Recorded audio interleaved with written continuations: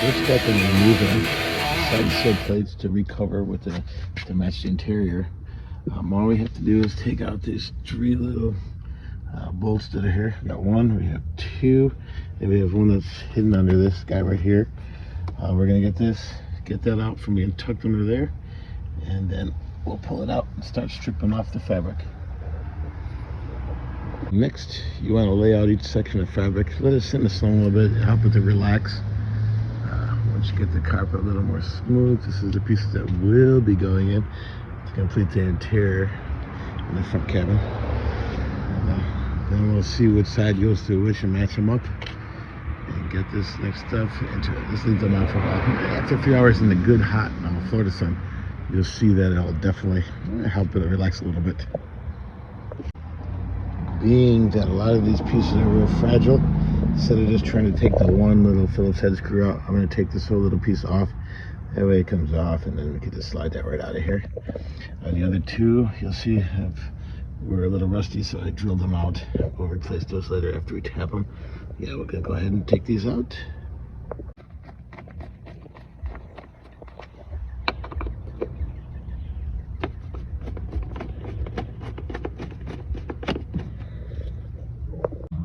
As easy as this, it just pops right out of here like that, and now you have that exposed to where later where you have to tuck all this carpet in here back in as we fit it through.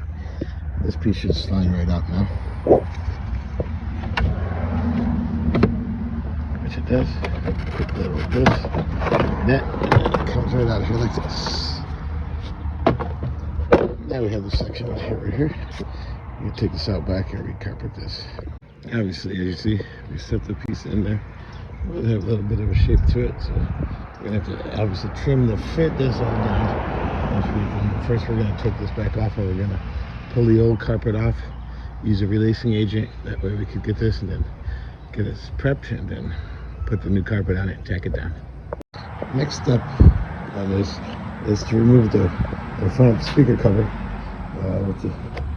I'll take out the little bolts so we can get to it and have access to all of the actual cover.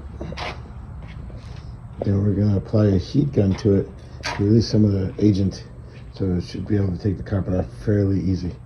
Let's cross our fingers on this one. It should be good to go. Let's see, on this side, take this cut, remove the bolts, take this piece off here. That'll be good. So cool. When you're removing the back little bolts on to keep the cover on for the speaker, you're going to be using a 3/8 socket, and you just pour it off. Actually, they come off super easy. I'll do each one. Take one, and of course you have the second one. Then we'll get all these off, and then we're going to remove the front cover. Once you're removing all the back bolts, you'll see this piece here. It pops right off. So here you're off right there. This here is a little bit of water damage from the previous. That's all the bolts rusted through. But we're gonna take care of all that out. Replaced all the seals in the car, everything, that way we can make it watertight again. Car sat for a long time, from 2009, or I lie, yeah, 2009 all the way to 2021, 22, 2023, November of 23. Crazy. I can't even do math. After looking at this a little more, that seems like it might even be easier than I thought. For as this, where the water got into it, this carpet's going to start to pull right off. Then we're going to finish this process, pull all this carpet off, and then clean this all up and prep it to put the glue on it. Yeah, it should come out pretty easy there. That's cool. I might still hit it with the heat gun a little bit just to loosen it up a little bit. That doesn't hurt it, as long as I don't melt the other pieces. You can see the pieces coming right off. No problem right there. It should come off. It was very fragile, as the carpet was pretty rotted off pretty bad. There we go. And we'll get the rest of this off right now. And here we go. Everything is removed off it. Now it's just a matter of cleaning this bad boy up really good. Get it nice, smooth, cleaned off. Get the old glue off. That way I could get the other carpet prepped and shaped onto it. Cool. Looking good, looking good. Well, not good, just getting there, I should say. The next step in this process, what we're going to do is to remove this glue off of here. Probably not the best way to do it, but it is my way. And I'm gonna use the 80 grit sandpaper just to scuff it off. I just start taking all of this glue off of here. Maybe even hit it with a heat gun a little bit just to soften up a bit. Or glue gun. But I'm gonna try this process first with the 80 grit sandpaper just to scuff it down, clean it up, and to give a good mating surface for when I reapply the adhesive to put the glue the carpets on. Sorry. Yeah, let's do that. Yeah, as you can see the process of it, it's coming along. It's going to be a bit of an undertaking. Let's just try finding the process to work on a little bit. I don't mind. I got time. We'll do that. Make sure it has a proper adhesion to it. So yeah, it's coming off a little slow, but you know, it's going to give us some good grooving so that we could have some surface area for the glue and everything to stick to. That's that. Coming along, guys. Tedious, a little long shit, but anyways, what are you gonna do? If you like it, you do it. If you don't, you have someone else do it. As you can see in here, there's little nut holder slots that you're gonna want to remove as you get into sanding. That way it comes out, and then we'll just put new ones in there so we can have that so we can screw it back into the frame so it stays solid in there. Pretty easy. The rubber strip here you could probably keep on if you get away with that. That way you can tuck your carpet in there when you're putting a new piece on.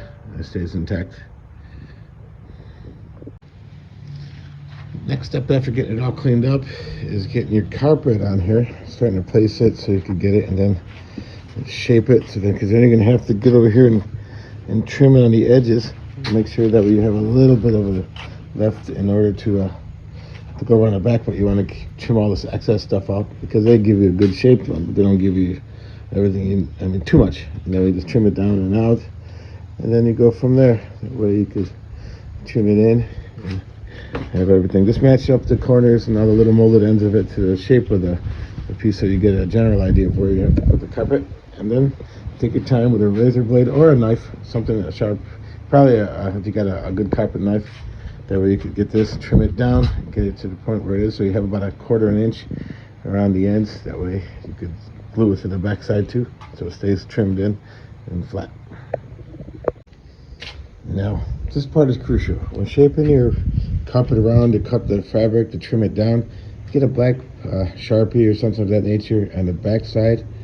Trace the bottom section of the mold so that when you do it, you pull it off and start to trim the carpet down. Do it slowly, take your time, because you could always take away, but you can't add more carpet.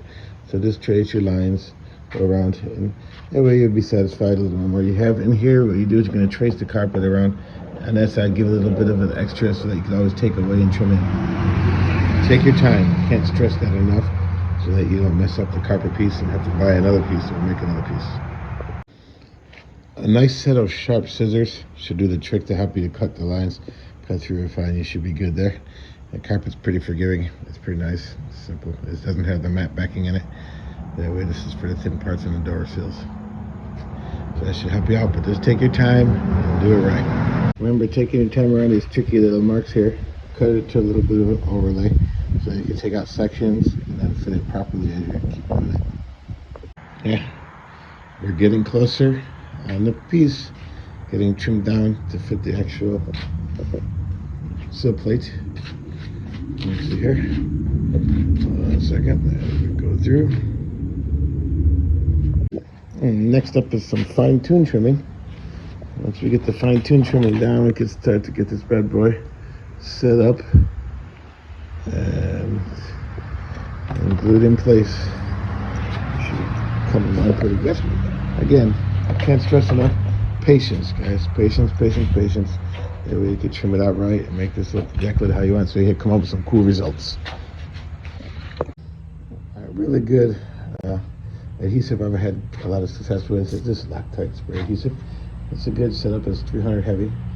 That's good. And what we're going to do is we're going to spray out a little bit on the actual surface of the mold. Also, we're going to spray the back end of the carpet so it tacks up, so we can start putting it in place. In sections, we'll do it lightly. Spray some on just in that center line so we can get it in place. Let it tack up for a second. So it gets almost like a little stringy substance to both sides, so it gives good contact for each. When shaping the carpet to the actual the piece, And you have it so you have some backside and front side access.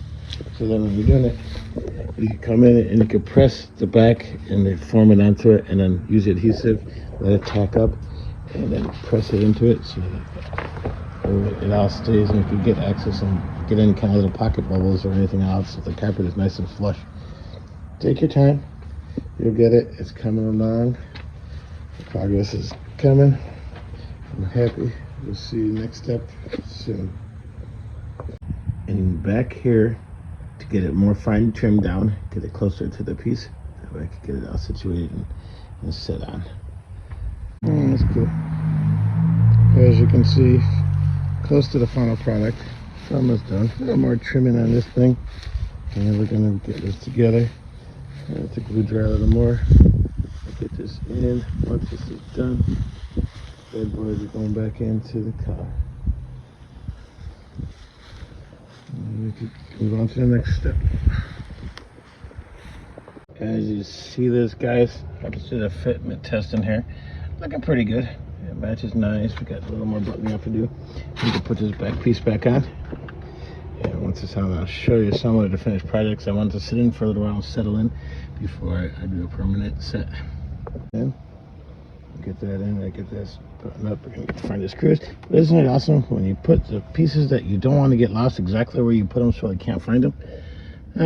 You know, human nature, it's the nature of the beast. Let me find these little screws because they're color coded.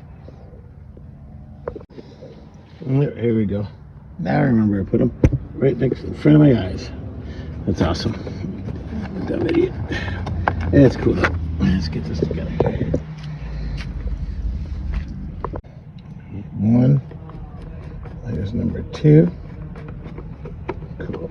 And just snug, you know, this plastic's brittle, so don't over tighten it. I gotta be crying later. We have to buy a new piece, and someone's gonna try to screw you on. All right, cool. Well, this is it right now, guys. Thank you for watching. And as the progress keeps going, and you just repeat pretty much the same thing on the other side. I'm just gonna take off everything later and just refit the trim one to touch it up, make sure everything's in place as once it settles, and go to the left side. And guys, thank you for watching again, and stay tuned for more different repairs and screw ups by me. Thank you.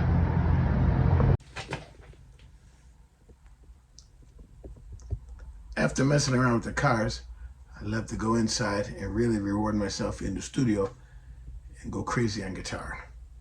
My first love and first real job. Take care. See you soon, and thank you again for watching.